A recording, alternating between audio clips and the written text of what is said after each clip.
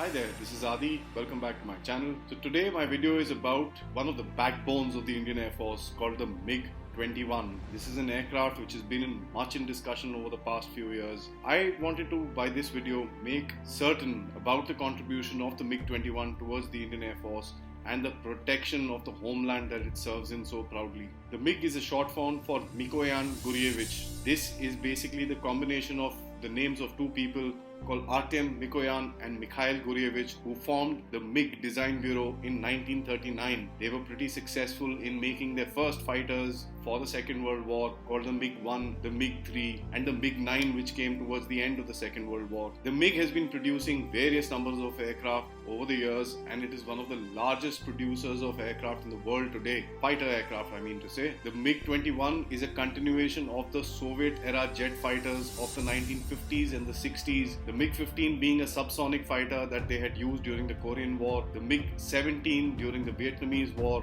as well as the MiG-19, which was a supersonic fighter used by the Soviet Union and its allied countries. The Soviet Union at that particular point of time was trying a number of experimental Mark II fighters because at that time speed was pretty much everything. The development of the MiG-21 became possible in the 1950s once the basic design was frozen. The Russians conducted a lot of tests. A preliminary design project was approved in 1954. It conducted its maiden flight on the 16th of June 1955 and made its first public appearance during the Soviet Union Aviation Day Parade in Tushino Airfield in July 1956. The MiG-21 was the first successful Soviet aircraft combining a fighter and an interceptor role. Back in the day, fighters and aircraft were designed with singular roles in mind. This was one of the few that came in during that time which had dual role capabilities. This aircraft was comparable to the American Lockheed 104 Starfighter, the Northrop F-5 Freedom Fighter, as well as the French Dassault Mirage 3. Basically, the Russians wanted to use this aircraft as a high-speed, high-altitude interceptor against the American bombers that they feared would be coming over the Soviet Union. This aircraft had a very mean climb rate, which was about 235 meters per second. At the time of its selection during the late 1950s and the early 1960s, the MiG-21 was not really the Indian Air Force's preference. At that time, the Indian Air Force was looking at the F-104 Starfighter. Since the Americans had done a deal with the F-104 Starfighter with the Pakistanis, not to irk the Pakistanis because they were using the Pakistanis against the Soviet Union, they did not sell the F-104s to India. The F-104's track record as well as the MiG-21 track record has no comparison. The Indian government at that particular point in time turned towards the Russians, first brought into the service of the Indian Air Force in 1963. Over 1,200 different MiG-21s have served with the Indian Air Force till date. The number 28 squadron was aptly named the first supersonics when it was raised in the 1960s, as and when the new fighter from the Soviet Union had arrived. Now, very interestingly, the Indian Air Force has flown over 7 different versions of the MiG-21, starting with the MiG-21 F-13 or the Type 74 or the MiG-21 PF or the Type 76. The third one being the MiG-21 FL or the Type 77, the fourth one being the MiG-21 MF, which is the Type 96, the fifth one being the MiG-21 BIS, which is the Type 75, and of course the latest one that everybody's flying today is the MiG-21 Bison. The Indian Air Force also flew the MiG-21 UMUS, which was the trainer version of the aircraft used for the training of newer pilots. The MiG-21 has much been in news because of the various crashes that has been involved in. But in comparison, if you look at the crash ratio of this particular aircraft and its opposition like the F-104 Starfighter, which is basically no longer in service, or the Mirage 3, which is probably flown by about 2 countries, including Pakistan, our very friendly neighbor, you will find that the crash ratio of this aircraft is one of the lowest, as well as the factor that this aircraft has served since 1963 in the Indian Air Force is something to be reckoned with. During some unfortunate air raids conducted by the Pakistanis in the 1965 war, 2 of the MiG-21s of India were damaged, and these aircraft was removed from frontline battle at that point of time as the induction process was still ongoing. The story of the MiG-21 and its capabilities started in the 1971 war.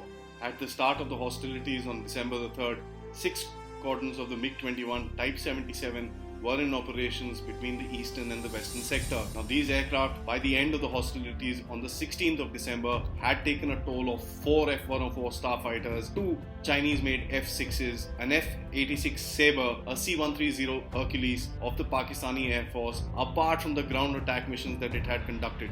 The F-104 starfighter made by the United States was supposed to be its direct adversary. In all 4 recorded cases of classic dogfights between the MiG-21 and the F-104, the F-104 was going down, spiraling in flames to the ground. The first interaction was on the December the 12th when MiG-21's FL, the Type 77 of number 47 Squadron, shot down a Pakistan Air Force F-104 over the Gulf of Kutch. 3 subsequent quick victories were recorded on the 17th of December when, escorting a strike mission conducted by the HF-24 Maruts, MiG-21 shot down 2 interceptor aircraft, and a third one was shot down on the same day by a MiG-21 on an intruder mission into India. The MiG-21 Type 77, which was a high-altitude interceptor, had also a funny role to play during the 1971 war. You see, when the bomber aircraft used to go deep inside Pakistan to conduct bombing raids, they would fly at very, very low level to avoid radar detection. That would be the same case when they were returning back into India.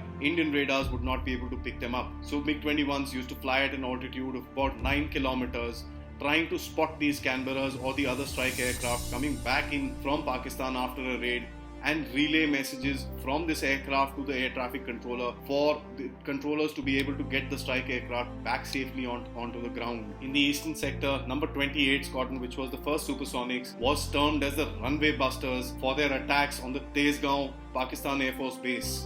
It was later on recorded in the flight books of that particular runway that after the first attacks of the MiG-21s on the December 6th, no attack aircraft sortie was flown out of that airbase. Incidentally, after the war, one of the pilots who was in the 28th Squadron Indian Air Force went to Tezgaon for a reconnaissance of what damage he had done during the bombing raids, and the first person who came running towards him was a Russian. The Russian inquired with this Indian pilot as to what kind of bomb sites they were using, because the Pakistanis were spreading rumors that the Indian pilots were using laser bomb sites, while the Indian pilot just jokingly told the Russian that these aircraft are yours. Whatever is given to us is by you, so why don't you find out what kind of bombing site we were using? The accuracy of these attacks were nothing more than the practice conducted by the Indian Air Force pilots during those raids. Another interesting incident happened on the 14th of December. Now, at about 5 minutes short of 12, a secret message landed up on the number 28 Squadron Ops room. This message was to attack a very unusual target. Basically, it was a colonial era building in the center of Dhaka, which had no military value whatsoever. It was revealed that the then cabinet of the Bangladesh or the East Pakistan of that area was trying to figure out an action plan not to surrender to the Indian forces, as they were surrounded at that particular point of time. The mission was to attack this cabinet meeting. It was told to the pilots that this meeting was supposed to happen in the circuit house in Dhaka. Funnily speaking, the Indian Air Force at that particular point in time in that squadron had no maps of that area. They tried and sourced, and they found a tourist map of the area where the circuit house was somewhat clearly marked. 4 MiG-21s loaded with 57mm rockets were made ready for this raid, and within 15 minutes they were in the airspace of Dhaka. Just before the takeoff, one person ran towards the leader of this particular raid and told him it is not the circuit house, it is the government house that needs to be attacked. And now you can imagine these guys who were carrying tourist maps had to relocate where the government house was and attack it with absolute precision, because this area was surrounded by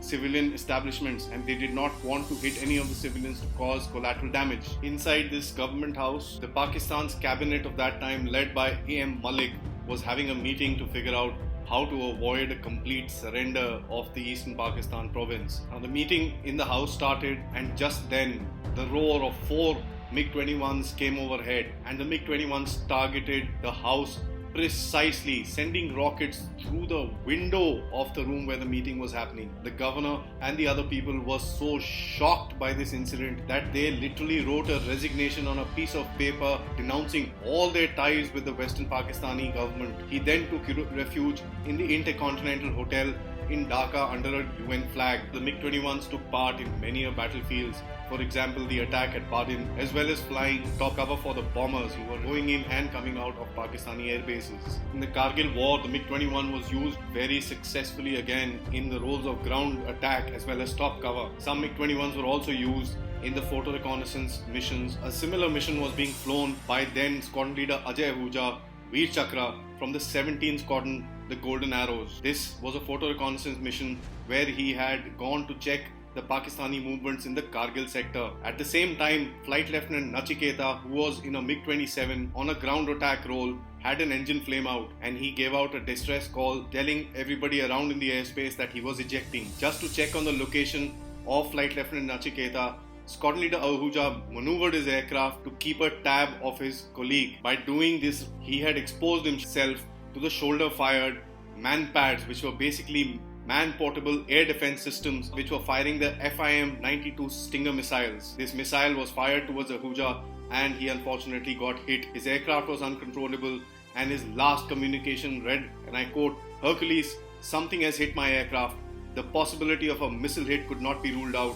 I am ejecting. Over." That is the last communication received by the Indian Armed Forces of Ajay Ahuja. The local people that were there, the so-called Pakistani military or the terrorists, one and the same matter, shot him dead against all rules of the game of war. We are all aware of the story of Nachiketa, who was kept in captivity for about 8 days, went through immense torture by the Pakistanis, although the Pakistanis claimed that they had a very civil, gentlemanly, officer-like behavior with Flight Lieutenant Nachiketa. On the 10th of August 1999, a MiG-21 pair intercepted a Pakistan Navy Atlantic which was flying over Sir Creek, which Pakistanis claim as a disputed territory.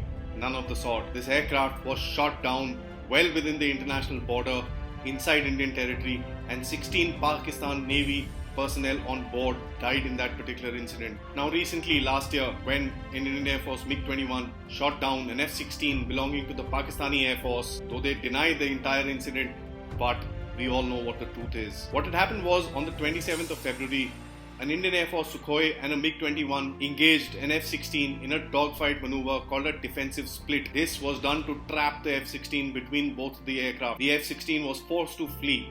The Sukhoi 30 took a call of being close to the Indian military establishment to guard it against further attacks.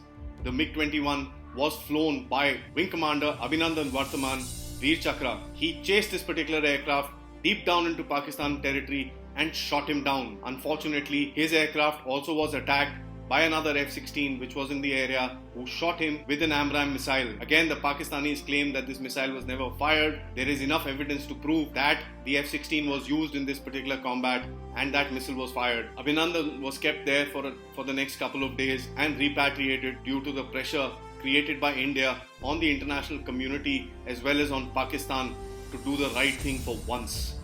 We all know the latest news story that says that the chief of the army staff at that point of time had his knees shivering by the fear of an Indian attack on the same day if the pilot was not returned. The MiG-21 has been used successfully in these kind of raids in many other occasions. It is not enough time for me to cover all the particular raids, but this video is being done to tell you that the MiG-21's infamous tag of being a widowmaker is not correct. As a matter of fact, about 48% of the Indian firepower in the Indian Air Force at one point of time was being led by the MiG-21. That is one of the reasons of high number of crashes. If you have larger amount of flying happening from one single aircraft, you will have larger amount of incidents in that particular aircraft, because accidents always do happen. So to term it as a flying coffin is not fair at all. There is no other aircraft in the world which has actually served for this long in any air force. This aircraft has been developed into many variants,